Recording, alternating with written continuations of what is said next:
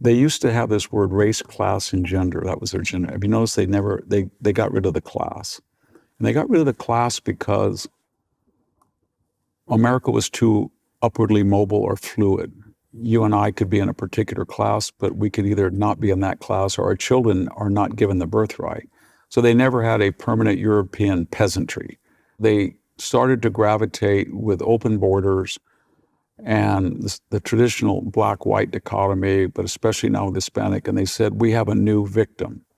And the DEI woke, permanent, whatever you want to call it, says anybody who is not so-called white fits into the cultural Marxist paradigm.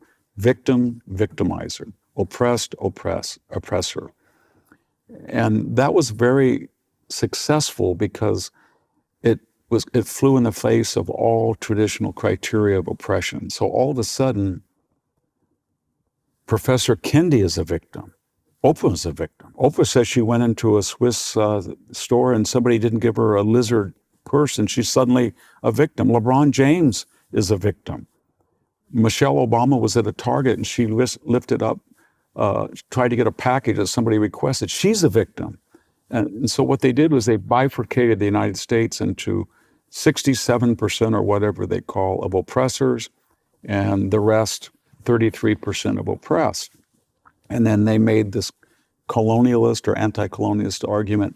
And you have what you have because of your race and privilege and oppression. It's anti-empirical. And you say to them, okay, there's a guy in Bakersfield, he's never gone to high school, his son's on a forklift, they have no privilege at all, you tell me, well, he's white. He's white.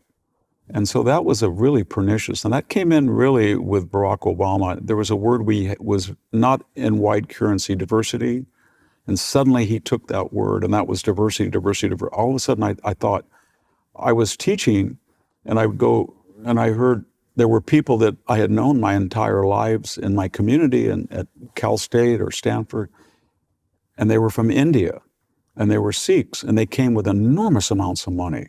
I knew people from Korea that came, and all of a sudden they were telling me they were victims. Yeah. I didn't know, Victor, that this place was so racist. I said, well, can you show me what happened? You own 5,000 acres. You're a multimillionaire. Well, I don't, but my daughter came home and told, and that's where we are now. We're cultural Marxism that's bifurcated.